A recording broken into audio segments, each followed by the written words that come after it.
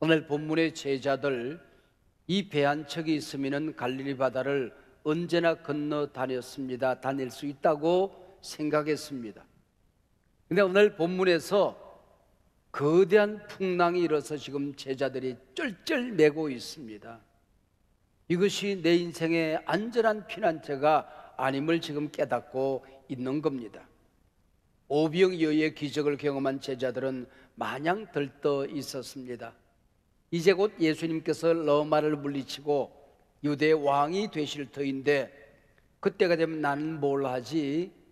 좌정성, 우정성은 누가 될까를 생각하고 상상만 해도 가슴이 뛰지 뭡니까? 이때 예수님께서 서둘러 갈릴리 건너편으로 제자들을 보냅니다. 그 밤에 풍랑을 만났습니다. 하나님께서 배를 흔들어 제끼는 겁니다. 이 바람은 제자들의 그 헛된 꿈을 흔드는 바람이었습니다. 이 바람은 제자들의 그 허황된 생각을 흔드는 바람이었습니다. 사람들은 이 배만 타면 인생의 바다를 안전하게 건너도록 해줄 것이라는 나름의 배들이 있습니다.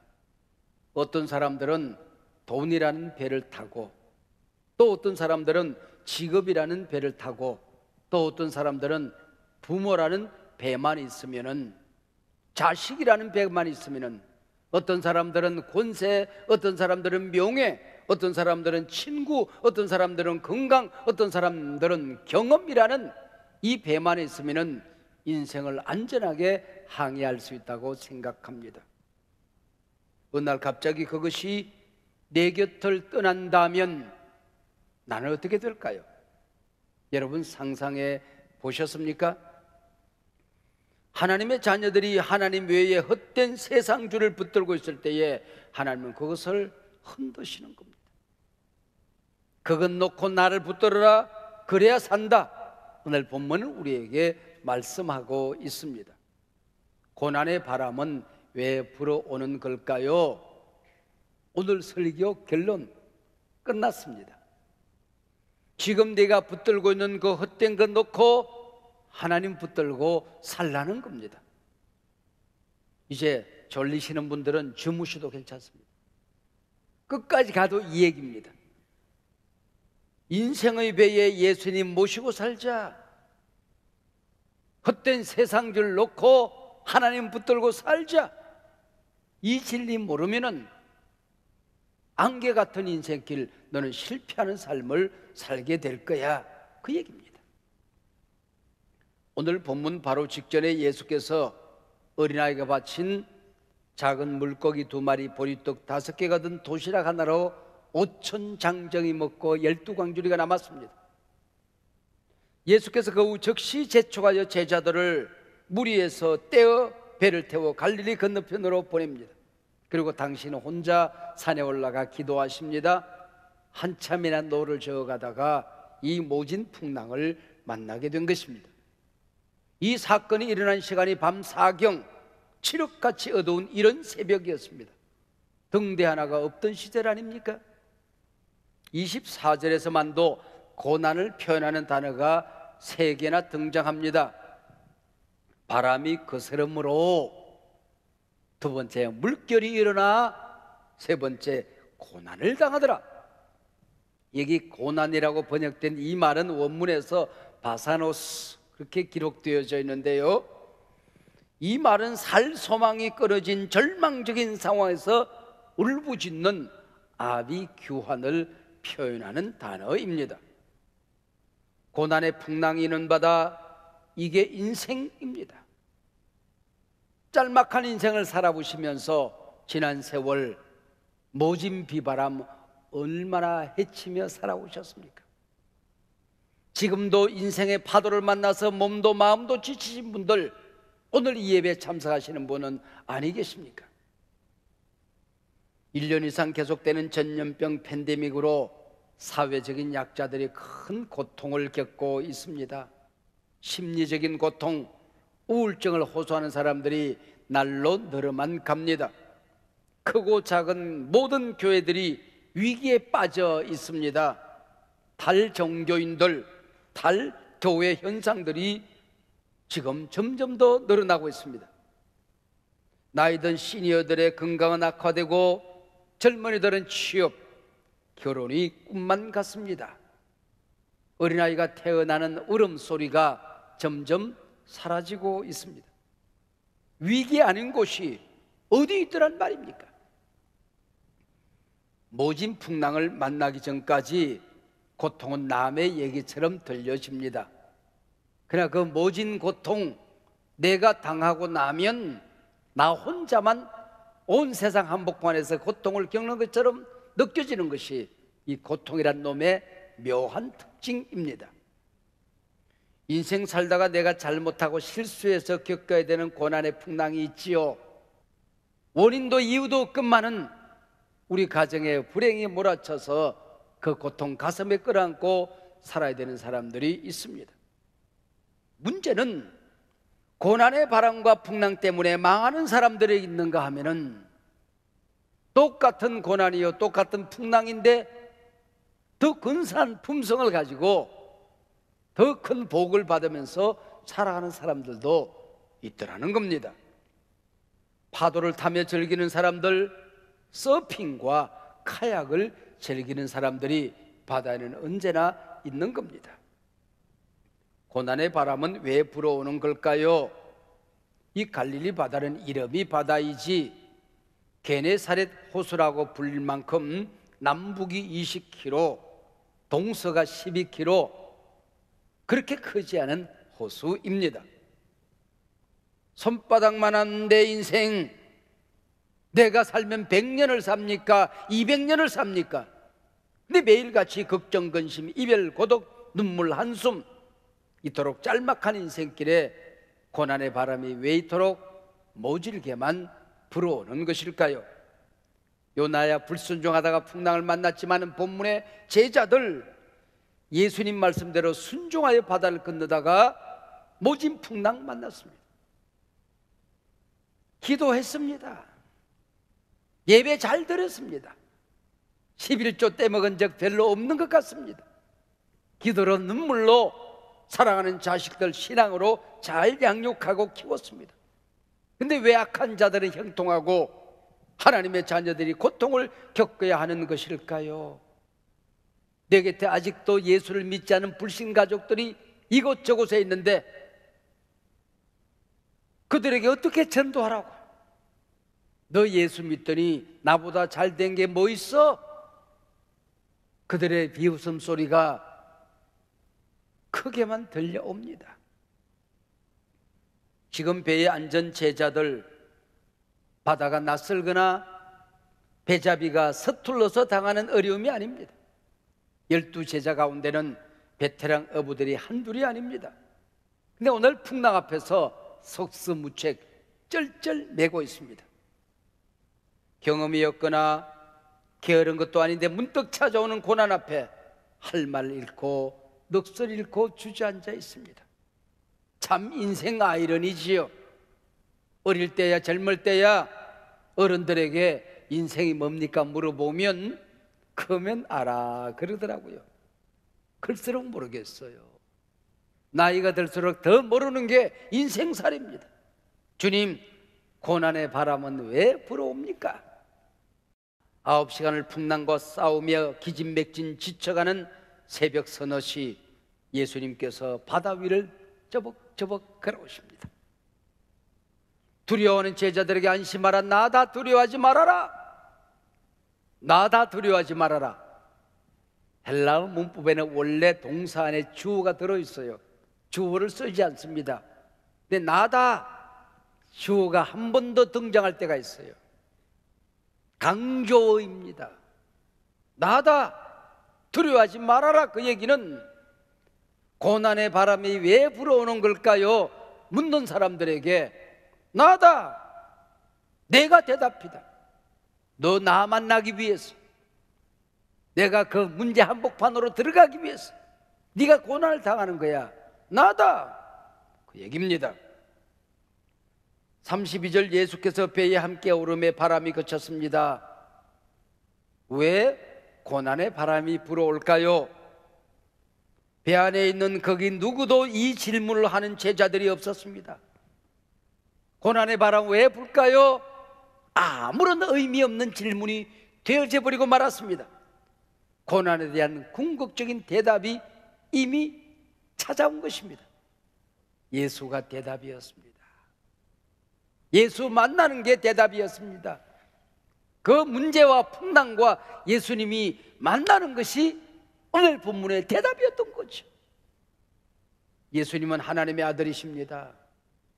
우리 예수님은 천지를 창조하신 창조주이십니다. 하늘도 지으셨고 땅도 지으셨고 바다도 지으신 분이십니다. 바다도 풍랑도 그분에게 순종합니다. 온 우주를 다스리시는 분이십니다. 바람이야 있든 없든 인생의 고난이야 크든 작든 예수께서 하나님의 아들이시다. 예수님은 창조주시다. 그분은 나의 구원자시다. 그분이 나를 사랑한다. 나의 모든 문제를 알고 계시고 모든 문제를 보고 계신다. 이게 대답이었습니다. 예수 만나기 위해서 필요했던 바람이었습니다. 이분 예수를 알기 위해서 이 모진 풍랑이 불어제꼈던 것이지요.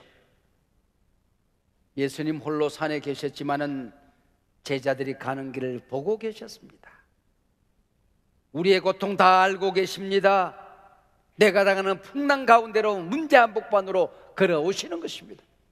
그래서 인생의 방황은 하나님을 만나면 끝이 나는 겁니다. 할렐루야.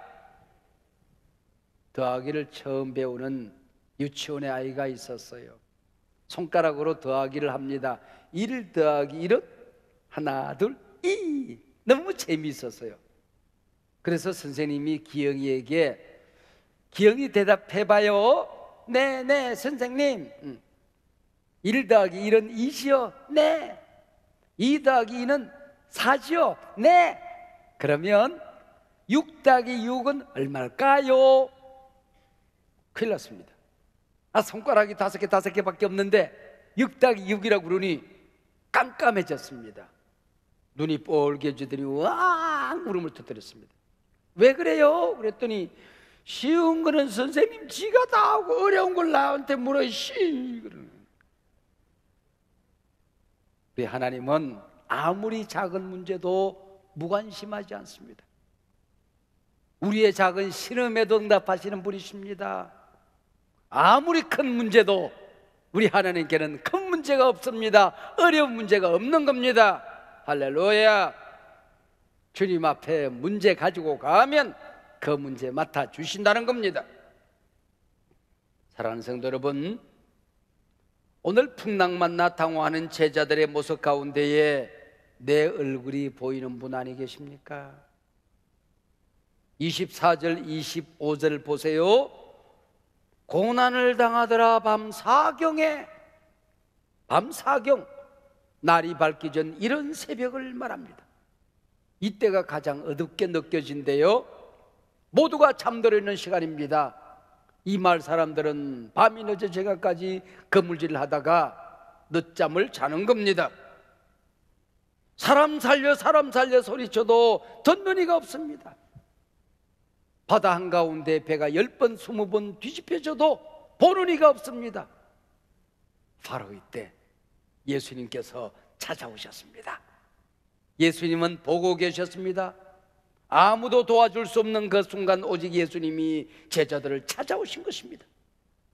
깊은 절망에 빠져 모든 끈을 놓고 포기할 수밖에 없는 그때 주님께서 손을 내밀어 주시는 것입니다.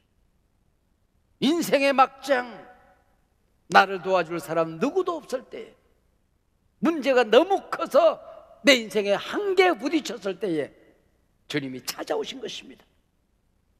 여러분들이 지금 겪고 있는 고난의 현장이 뭡니까? 여러분의 인생이 밤 사경이십니까? 예수님은 모든 것을 보고 계셨고 알고 계셨고 찾아오시고 지금 쩔쩔매고 있는, 쓰러져 넘어져 있는 여러분의 손을 붙들어 일으키시는 분이십니다. 같은 24절입니다. 배가 이미 육지에서 술이나 떠나 떠났던 육지로 돌아올 수도 없습니다. 바람이 거스름으로 앞으로 가려고 하는데 점점 더 뒤로 밀려갑니다. 꼼짝할 수가 없습니다. 정확한 바다 한가운데서 9시간 사투를 벌이고 있습니다. 누군가 이 모습을 보고 있다고 할지라도 도와줄 수가 없습니다. 물론 보이지도 않지요. 배가 있어서 구조하러 가야지 갈 수가 없어요. 너도 죽고 나도 죽고 같이 죽을 판입니다. 바로 이 순간 25절, 예수께서 바다 위로 걸어서 제자들에게 오셨다. 26절, 제자들이 그가 바다 위로 걸어오심을 보고 놀라. 여러분, 파도를 짓밟고 오실 분은 우리 예수님밖에 없습니다. 인생의 고난, 내 죽음의 문제, 죄의 문제, 궁극적인 구원의 문제, 영생의 문제, 그 어떤 문제도 이 문제를 짓밟고 찾아와 나를 구원해 주실 분은 오직 예수, 우리 하나님 한 분밖에 없습니다. 여러분들, 집채만한 문제에 사로잡혀서 주님이 보이지 않다 할지라도 주님은 그 고통을 짓밟고 우리에게 찾아오실 것입니다. 달려오신 예수님 즉시 손을 잡아 주십니다. 오늘 본문 12절 가운데에 즉시라고 하는 말이 3번씩이나 반복적으로 등장합니다. 22절 즉시, 27절 예수께서 즉시 이르시되 안심하라, 나다 두려워하지 말아라. 31절 예수께서 즉시 손을 내밀어. 내가 신음할 때에, 내가 외로워 울고 있을 때에, 날 도와줄 만한 사람, 세상 사람 다 떠나가 아무도 없을 때에 우리 주님이 달려와 즉시 안심하라, 나다 두려워하지 말아라. 즉시 손을 내밀어 붙들어 주십니다. 오늘 본문과 꼭 같은 사건을 기록한 마가는 6장 52절에서 참 재미있는 기록을 남깁니다. 이 풍랑 가운데 제자들이 쩔쩔맨 것, 이는 그들이 그 떡 떼시던 일을 깨닫지 못하고 도리어 그 마음이 둔하여졌음이러라. 여러분, 오병이어의 기적을 경험한 적이 지금 몇 시간이나 지났습니까? 오병이어의 기적을 일으키신 분이 주님이시라고 한다면, 주님이 바다 건너편으로 가시라고 명령하셨으면 풍랑 가운데 쩔쩔맬 것이 아니라 주님의 이름을 불렀어야 오르는 것 아닙니까? 그런 제자들이 없더라는 거예요. 여러분, 지난 시간 하나님의 은혜로 살아왔습니다. 그렇다고 한다면 지금 내가 당황하고 있는 이 문제도 은혜로 해결되어질 것입니다. 앞이 보이지 않는 내일도 은혜로 헤쳐나갈 것입니다. 인생의 위기를 만났을 때에 그 질병 가운데서, 그 문제 고난 가운데서 주님이 기적적으로 나를 살려주셨습니다. 그렇다고 한다면 내일도 주 안에서 내 능력이 아니라 주님의 은혜로 기적으로 살아나게 될 것입니다. 살아가게 될 것입니다. 믿으시길 바랍니다. 우리 주님 살아계시지 않습니까? 역사를 운행하지 않습니까? 보고 계시지 않습니까? 하나님 보좌 우편에 모든 역사를 손에 움켜쥔 그 자리에 그 얘기입니다. 정말 고난의 바람은 왜 불어올까요? 풍랑이 일어나기 전까지 콧노래를 부르며 배를 쳤던 제자들 무슨 생각을 하고 있습니까? 오병이의 기적을 맛보고는 들떠서, 야, 이를 위해서 내가 예수님 따라다녔지, 이제 곧 내 한번 팔자 한번 펴겠다. 그때 날 뭘 하지? 그러나 모진 풍랑 앞에서 부귀영화 무슨 의미가 있습니까? 모진 풍랑 앞에서, 죽음 앞에서 장관자리 하나가 무슨 의미가 있더란 말입니까? 죽음의 기로에서 맛있는 식탁, 화려한 옷, 좋은 차, 좋은 집 무슨 의미가 있습니까? 앰뷸런스에 왱왱 실려가서 죽음 앞에 문득 서야 할 때에 그동안 인생의 짐을 내려놓고 수고했던 짐을 내려놓고 이제 나랑 살자, 주의 음성이 들리는 그 시간, 집에 못 들어가요.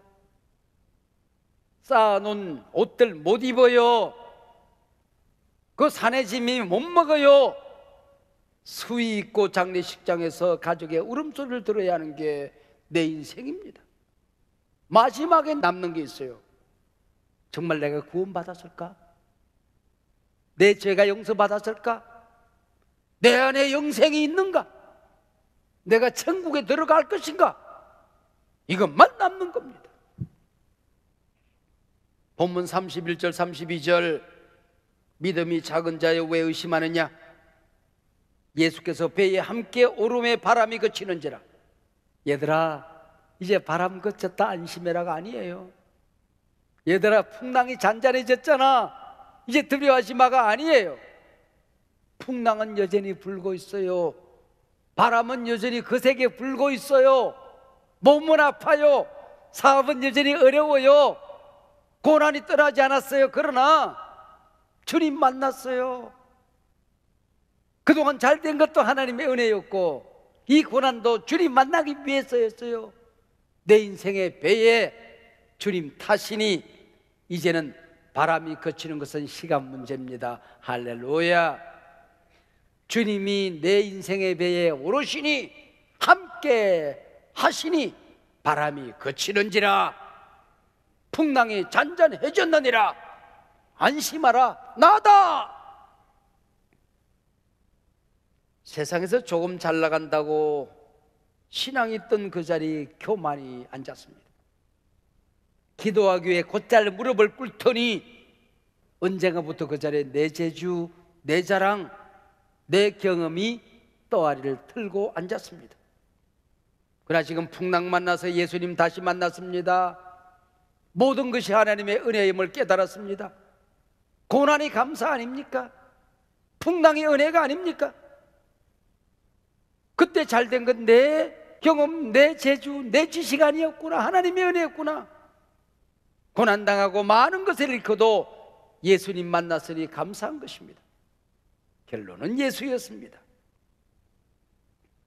여러분, 실패가 없었으면 그만큼이라도 겸손했을까요? 그만큼이라도 기도하고 살았을까요? 정말 구원받을 수 있을 만큼 진실한 신앙을 가질 수 있었을까요?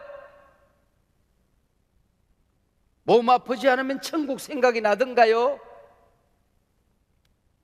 죽음 앞에 서보지 않고 그 못된 것들이 끊어지던가요?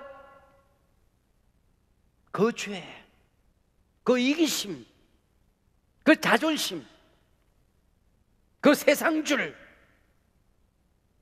그 교만, 그 습관, 내 인생의 큰 풍랑 세상줄을 끊기 위함이었습니다. 예수 붙들고 오직 천국, 오직 하나님의 은혜였음을 깨닫기 위함이었습니다. 마태는 오늘 본문의 결론을 참 멋있게 맺고 있습니다. 마지막 33절입니다. 배에 있는 사람들이 예수께 절하며 이르되 진실로 하나님의 아들이로소이다. 진실로 하나님의 아들이로소이다. 왜 이 풍랑이 일어났습니까? 묻는 제자가 아무도 없습니다. 와, 우리 선생님이 하나님의 아들이었네. 끝. 내 인생의 배에 예수님 오셨으면 어떤 일이 있어도 그건 성공입니다. 내가 예수님께 무릎 꿇어 절하며 경배했다면 내 인생은 승리한 것입니다. 우리 예수님 진실로 하나님의 아들이소이다 고백하고 살았다면 내 인생의 목적 잘 이룬 것입니다. 내 인생의 피난처는 내 집도 아니었고 직장도 아니었고 내 인생의 배는 오직 예수 한 분이었습니다. 붙들고 있던 세상줄을 놓고 천국권 예수권 붙들었다면 하나님이 지금 나를 사랑하고 있는 겁니다. 인생의 비바람, 모진 팬데믹, 어떤 풍랑이 일었다 할지라도 내 믿음 지켰다면 잘 산 것입니다.